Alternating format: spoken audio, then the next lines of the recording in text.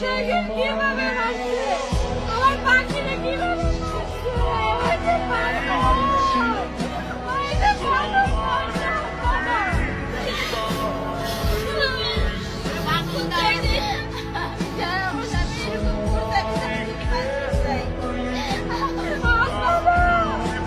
এই দেশের আইন, এই দেশের বিচার ব্যবস্থা আল্লাহর কসম এটা কোনো সিস্টেম না, এটা একটা চিড়িয়াখানা। মানুষ লাশের উপর লাভ দিয়ে পাথর মারে, আর এই রাষ্ট্র চুপ, পুলিশ চুপ, মানুষ চুপ, সবাই চুপ। বিচার নেই, শাসন নেই, আলোচনা নেই, সবকিছু যেন মৃত। আমি আলোচনা করছি না, আমার এই ভিডিওতে ভিউজ হবে না, আর আমি এসব সো কল্ড ভিউজের পিছনে দৌড়ায়ও না, কিন্তু কথা হচ্ছে উল্টো আমার এই ভিডিওতে স্ট্রাইক মিস্ট্রাইক মেরে ভিডিওটা উড়িয়ে দিবে। কোন মেয়ে বডি দেখাইলো, কাল লিংক ভাইরাল হলো, কোন মেয়ে এসএসসি ফেল করলো, এগুলো নিয়ে আলোচনা করতাম, ভিডিওতে কোনো সমস্যা হতো না। দেখতা ভিউজ আর ভিউজ।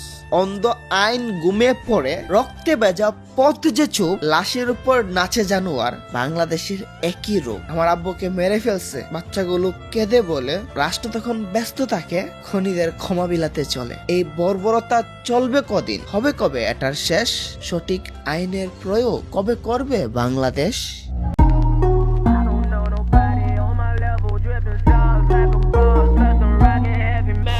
এই তো কয়েকদিন আগে এক ব্যবসায়ী, নাম তার সোহাগ, তাকে রাস্তায় ফেলে কাপড় চাপড় খুলে অর্ধলঙ্গ করা হয়। তারপর কি হয়তো সবাই জানো, বুক, মুখ, চোখ, কোমরে একটার পর একটা বড় বড় পাথর মারছে। এমন জোরে মারছে রে ভাই, তো দেহটা কেঁপে উঠছিল। কল্পনা করো ভাই, মানুষটারে কাঁপিয়ে কাঁপিয়ে করলো, তাও থামলো না।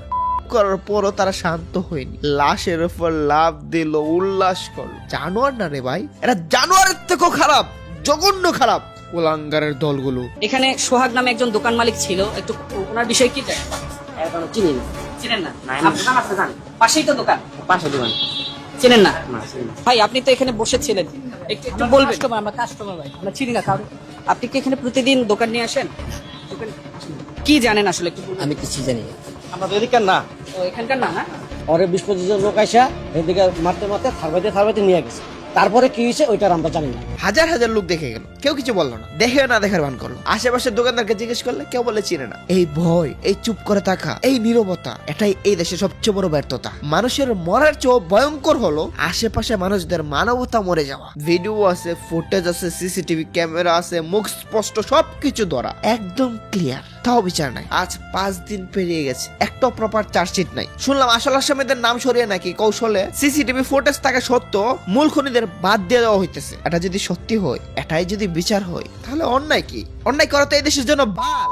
ভিডিও ফুটেজ ক্লিয়ার, তারপরও প্রধান আসামিদের বাদ দিয়ে ফরমাইশি তদন্ত চলতেছে। কেন? কে বাঁচাচ্ছে এই খুনিদের? যে দেশে খুনের ভিডিও থেকেও বিচার হয় না, সে দেশে কি আইনের অস্তিত্ব আছে? আমার আছে, আমার আছে, আমার সোহাগ লোকটার 12 বছরের একটা মেয়ে আছে, আর ছোট একটা ছেলে আছে। মেয়েটার ছোট ভাইটা কাঁদতে কাঁদতে বলতেছে, আমাদের এতিম বানাই ফেলছে। এই কান্না সহ্য করা যায় ভাই?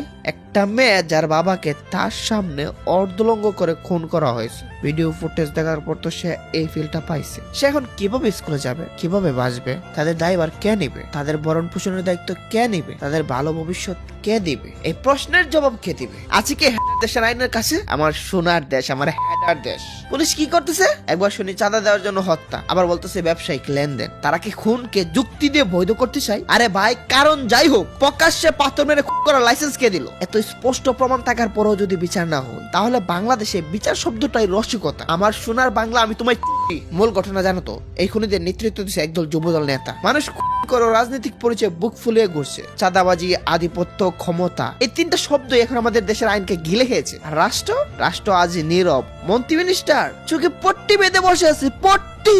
এই একটা ঘটনা তো বাংলাদেশ থেমে নাই। এই বছরের আরো কয়েকটা যদি ঘটনা বলি, বরিশালে চাঁদা না দেওয়ায় রাশেদ শিকদারকে হত্যা, স্ত্রীকে টুকরো টুকরো করে বাথরুমের ফ্ল্যাশে ব্যানিশ, নোয়াখালীতে গড়ে ঢুকে এক নারীকে কুপানো, চট্টগ্রামে গান গাইতে গাইতে যুবককে পিটিয়ে হত্যা। এই দেশ এখন মানুষ তার হাটে পরিণত হয়েছে, আর পুলিশ, আদালত, আইন এই হাটের দর্শক, ভিজিটর, ভিউয়ার না না না না, দেয়ার ওয়াচার। গান গাইতে গাইতে যুবককে পিটিয়ে হত্যার ঘটনা ঘটেছে এবার চট্টগ্রামে। বরিশালে চাঁদার টাকা না পেয়ে রাশেদ শিকদার নামে এক যুবককে পিটিয়ে হত্যা করেছে সন্ত্রাসীরা। নোয়াখালী সদরে ঘরে ঢুকে এক নারীকে কুপিয়ে হত্যা করেছে দুর্বৃত্তরা। চট্টগ্রামে দুর্বৃত্তদের গুলিতে 2 জন নিহত হয়েছেন। রাজধানীতে 30 মিনিটের ব্যবধানে 2 খুনের ঘটনা ঘটেছে।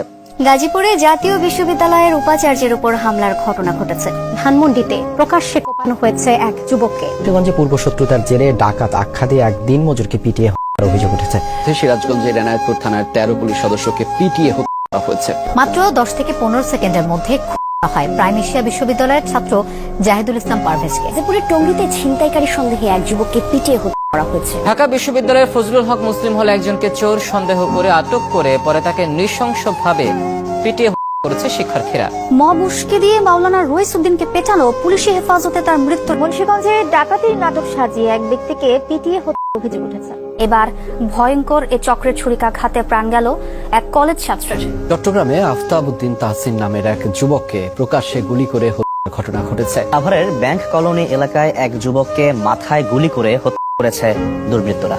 চট্টগ্রামে হাত পা বেঁধে ও চোখে মুখে টেপ মরিয়ে নৃশংসভাবে বাকুলিয়ায় শনিবার রাত 3টায় প্রাইভেট কার লক্ষ্য করে গুলিবর্ষণের ঘটনায় নিহত হয়েছে 2 জন। ঢাকা বিশ্ববিদ্যালয় এলাকায় দুর্বৃত্তদের ছুরিকাঘাতে শিক্ষা গবেষণা ইনস্টিটিউটের মাস্টার্স অধ্যয়নরত শিক্ষার্থী শাহরিয়ার আলম সাম্য নিহত হয়েছে।